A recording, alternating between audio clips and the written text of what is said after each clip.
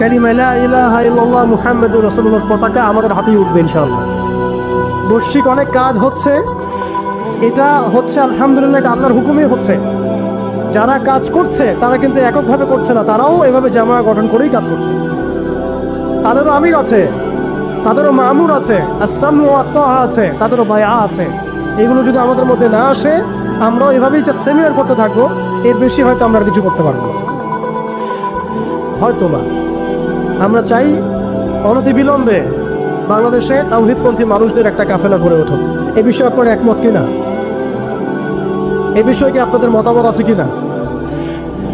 আপনারা আল্লাহর কাছে দোয়া করতে থাকেন, আল্লাহ যেন এমন একটা জামা করে দেন, এমন একটা ইমারা এনে দেন, এমন একটা মামুর আল্লাহ পাক তৈরি করে দেন, এবং এমন এমন যোগ্য আমির আল্লাহ পাক নিয়ে এসে দেন, যাদের ঐক্যবদ্ধ প্রচেষ্টায় বাংলাদেশে ইনশাআল্লাহ শরিয়া কায়েম হবে ইনশাআল্লাহ তাআলা। আল্লাহ যেন কবুল করেন, আমিন। এটা সবচেয়ে জরুরি কাজ। যদি আমরা এটা করতে না পারি, আমি বললাম আপনারা অস্তিত্ব সংকটে পড়বেন। ছোট ছোট পরিসরে কাজ করে আপনি নিজের অস্তিত্ব ধরে রাখাটাই ডিফিকাল্ট হয়ে যাবে। শরিয়া কায়েম তো বহু দূরের কথা। আপনি খেয়াল করে দেখেন, তাগুত ঐক্যবদ্ধ হয়েছে, তাদের রুট লেভেল পর্যন্ত কাঠামো আছে, চেইন অফ কমান্ড আছে। সেকুলার ঐক্যবদ্ধ হয়েছে, শাহবাগীর ঐক্যবদ্ধ হয়েছে, কাদিয়ানিরা ঐক্যবদ্ধ হয়েছে, হিজবুত তাওহীদ একটা আছে না, বাইজিদ খান পন্নির, না ভুল বললাম? হ্যাঁ, তারা পর্যন্ত ঐক্যবদ্ধ হয়েছে। আর শিয়ারা ঐক্যবদ্ধ হয়ে যাচ্ছে, খ্রিস্টান মিশনারিরা ঐক্যবদ্ধ হয়ে যাচ্ছে, এনজিওর ঐক্যবদ্ধ হয়ে যাচ্ছে।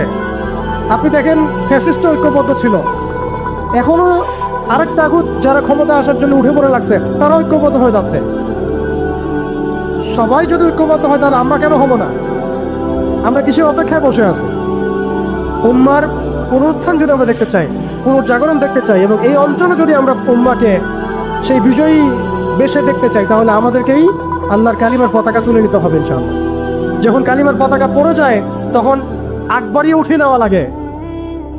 এখন কালিমার পতাকা তো সিলসিলায় সিলসিলায় আমার হাতে কেউ তুলে দেয় নাই, দিচ্ছে না, পড়ে গেছে পতাকা নিচে। আপনি কি করবেন? উঠাতে হবে আমাকে। এখন আল্লাহ পাক সে ওঠানোর মতো হাত আমাদেরকে দান করেন, সেরকম যোগ্য প্ল্যাটফর্ম দান করেন, যোগ্য ইমারা দান করেন, যোগ্য শুরা দান করেন, যোগ্য আমির দান করেন, আমাদেরকেও যোগ্য মামুর হওয়ার তৌফিক দান করেন। আপনারা বিশ্বাস করেন, যদি এইভাবে আমরা বেশি না 5 থেকে 10টা বছর কাজ করতে পারি, ইনশাআল্লাহ শরিয়া কায়েম হোক না হোক, এমন একটা জেনারেশন আমরা রেখে যাবো ইনশাআল্লাহ বাংলাদেশে, যারা এই জমিনে আল্লাহর দিন কায়েম করে ছাড়বে ইনশাআল্লাহ। এটা আমি কোনো চাপাবাজি করতেছি না, আর এটা কোনো আবেগের কথা না। জাস্ট আমরা যদি 10টা বছর এভাবে কাজ করতে পারি, একজন শেখ হারুন ইসলাম, একজন আদনান ভাই, একজন অমুক ভাই, একজন তমুক ভাই, একজন অমুক স্কলার, একজন তমুক স্কলার, তাদের একক খেদমতে যদি এইভাবে জাগরণ হতে পারে, আপনারা একটু চিন্তা করেন, যদি এরকম 100টা মানুষ একসাথে থাকে, তাহলে উম্মাহ কি হইতে পারে? অতএব আপনারা এই উদ্যোগগুলো হাতে নেন, আপনারা পুশ করেন, আপনারা এগুলো আওয়াজ তুলেন। ইনশাআল্লাহ তাআলা আল্লাহ রাব্বুল আলামিন আপনাদের মধ্যে ইখলাস থাকলে আল্লাহ পাক জামা এনে দিবেন ইনশাআল্লাহ। আর শেষের দুটো কথা বলে শেষ করছি, এরপরে আমাদের কাজ হবে দুটো। এটা যদি হয়ে যায়, এরপরে কাজ থাকবে খালি 2টা। এক, সিরাতের আদলে দাওয়াতের কাজ করতে থাকা, সিরাতের আদলে দাওয়াতের কাজ করতে থাকা, এবং অবশ্যই সে যোগ্যতা অর্জন করা, পড়াশোনা করা, এগুলো তো আগেই হয়ে গেছে, আগে বলছি আমি। দাওয়াতের মেহনতটা খুবই ব্যাপক করতে হবে। চায়ের কাপে দাওয়াত হবে, হোটেলে দাওয়াত হবে, চা খেতে খেতে দাওয়াত হবে, কফি খাইতে খাইতে দাওয়াত হবে, স্কুলে দাওয়াত হবে, কলেজে দাওয়াত হবে, ইউনিভার্সিটিতে দাওয়াত হবে, সেমিনারে হবে, সিম্পোজিয়ামে হবে, মসজিদে হবে, তালিমে হবে, সবখানে দাওয়াতের কাজ করতে হবে। এবং দাওয়াতের এই কাজটা প্রত্যেকটা মহলে করতে হবে, তরুণদের মধ্যে, তরুণীদের মধ্যে, আম জনগণের মধ্যে, আমাদের বাচ্চাদের মধ্যে, আমাদের পুলিশের মধ্যে, প্রশাসনের মধ্যে, আর্মির মধ্যে, বিজিবির মধ্যে, র্যাবের মধ্যে, ডিজিএফআইয়ের মধ্যে, প্রত্যেকটা মহলে। এবং এই দাওয়াত হবে খোলাসা করে, আমভাবে খোলামেলা দাওয়াত, ব্যাপক দাওয়াত এবং পরিপূর্ণ দাওয়াত। আংশিক ইসলামের দাওয়াত না, পরিপূর্ণ ইসলামের দাওয়াত, পরিপূর্ণ ইসলামের দাওয়াত। ব্যাস, এরপরে দাওয়াতের মেহনত চলতে থাকবে। যদি কেউ আফ্রিকা হয়ে আসতে চায়, আমরা তালেবান হয়ে যাব। যদি ইসরায়েল হয়ে কেউ আসতে চায়, আমরা হামাস হয়ে যাব। যদি দেখা যায় যে কেউ এরকম কোনো পরাশক্ত হয়ে না এসে ভালোই আমাদের দাওয়াত কবুল করে নেয়, তাহলে মদিনা রাষ্ট্রের মধ্যে ইসলামী রাষ্ট্র কায়েম হয়ে যাবে ইনশাআল্লাহ।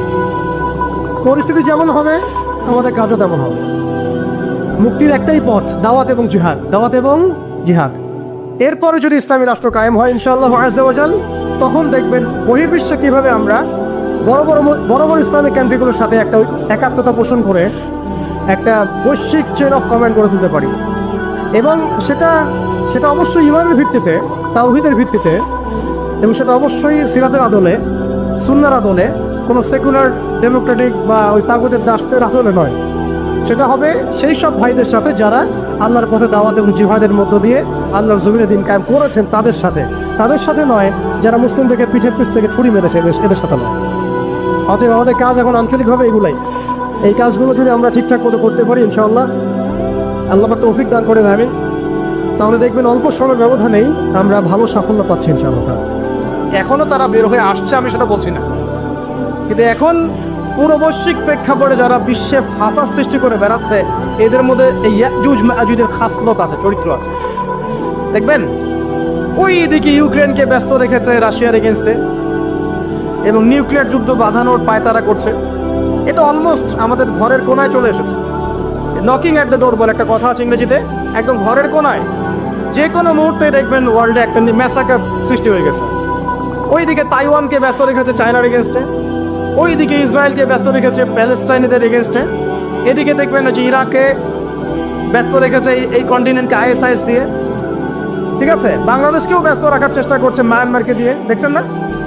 তো পুরো বিশ্ব জুড়ে এদের এজেন্ডা হচ্ছে সারা বিশ্বে আমরা ফাসাদ সৃষ্টি করে মানব জাতিকে কমিয়ে ফেলবো, মুসলিমদেরকে ধ্বংস করব, মুসলিম যুবকদেরকে পণ দেখাবো, ওদেরকে মাদক খাওয়াবো, ওদের মধ্যে জেনা, অশ্লীলতা, পরকীয়া ছড়িয়ে দিব, হ্যাঁ, এবং মহামারী ছড়িয়ে দিব, দিয়ে মুসলিম জনসমষ্টিকে কমিয়ে নিয়ে আপোষে ক্রন্দলে লাগিয়ে দিয়ে আস্তে আস্তে আমরা বিশ্বে শাসন করতে হবে, এদেরকে ডমিনেট করতে। এবং এই এজেন্ডা বাস্তবায়নের দিকে তারা এগিয়ে যাচ্ছে সুকৌশলে। আর আমরা কি করছি ভাই?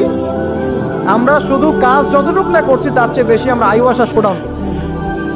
দেখেন বেশিরভাগ মানুষ আমাদের নামাজের খবর নাই, বেশিরভাগ মানুষ তাজকিয়া আত্মশুদ্ধির খবর নাই, ভালো আলেমের কাছে এসে পড়ে থাকবে কোনো খবর নাই, কোরআন পড়া শিখবে এসবের খবর নাই। যেগুলো করলে কোনো সমস্যা হয় না বা অল্প পরিশ্রমে করা যায়, ওই যে ঘরের মধ্যে শুয়ে শুয়ে ফেসবুকে 2 লাইন লেখা যায়, খুব সহজ, লিখলেন আবার শুয়ে গেলেন, কোনো সমস্যা নাই। কোনো কনস্ট্রাকটিভ সুদূর প্রসারী কাজ আমাদের হচ্ছে না। যেটা হচ্ছে এটা প্রয়োজনের তুলনায় নিতান্তই নগণ্য। এই কারণে আমাদের যারা দিন, আমরা যারা বুঝি, যাদের মধ্যে ইসলামের চেতনা আছে, ইসলামকে ভালোবাসি, আমরা যারা চাই দিন এগিয়ে যাক, আমাদের কনস্ট্রাকটিভ কাজ করতে হবে, মানে সুদূর প্রসারী কাজ করতে হবে।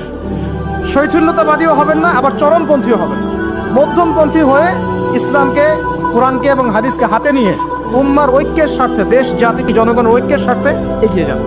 আল্লাহ পাক আপনাদের হাতকে শক্তিশালী করুন, দোয়া করে। এখানে খুবই স্মার্ট হতে হবে এবং বেসিক কাজগুলো খুব বেশি করে করতে হবে। বেসিক কাজ কি ভাই? বেসিক কাজ হচ্ছে আপনার নামাজ, বেসিক কাজ আপনাকে কোরআন শিখতে হবে, বেসিক কাজ আপনাকে আরবি শিখতে হবে, বেসিক কাজ আপনি যেখানে পড়াশোনা করছেন এই পড়াশোনা করে ওই জ্ঞানটাকে দিয়ে ইসলামের খেদমতে আপনাকে কল্যাণে কাজ করতে হবে। বেসিক কাজ যেখানে আপনাকে আল্লাহ পাক দায়িত্ব দিবেন সেখান থেকেই আপনাকে দিনের খেদমত করতে হবে। ডক্টর হন, দিনের খেদমত করেন, ইঞ্জিনিয়ার হন, দিনের খেদমত করেন, পলিটিশিয়ান হন, কোনো আপত্তি নাই, আমরা আপনাকে ভোট দিব ইনশাআল্লাহ, আমরা আপনাকেই ভোট দিব ইনশাআল্লাহ। আপনি ওখানে গিয়ে দিনের খেদমত করেন, আল্লাহ পাক তৌফিক দান। কথা কি বুঝতে পারছেন? ইসলাম ক্ষমতা জোর করে আদায় করে নেওয়ার জন্য আসে নাই। আবু যার রাদিয়াল্লাহু আনহু কি বলছেন জানেন? আবু যার রাদিয়াল্লাহু আনহুকে নবী সাল্লাল্লাহু আলাইহি ওয়াসাল্লাম বলছেন, আবু যার তুমি দায়িত্ব চেয়ে নিও না, কারণ যদি তুমি দায়িত্ব চেয়ে নাও তখন আল্লাহর পক্ষ থেকে তোমাকে সাহায্য করা হবে না, আর যদি মানুষ তোমাকে দায়িত্ব দেয় আল্লাহ তোমাকে সাহায্য করবে ইনশাআল্লাহ। কত চমৎকার সিস্টেম ইসলাম। আর এখন আমরা কি করি? আমাকে দেন, ও ভালো না আমি ভালো, ওরা সব খারাপ আমি ভালো। বুঝতে পারছেন না কিয়ামতের মাঠে কি কঠিন হিসাবটা দিতে হবে। আল্লাহ পাক আপনাদেরকে বোঝার তৌফিক দান করুন।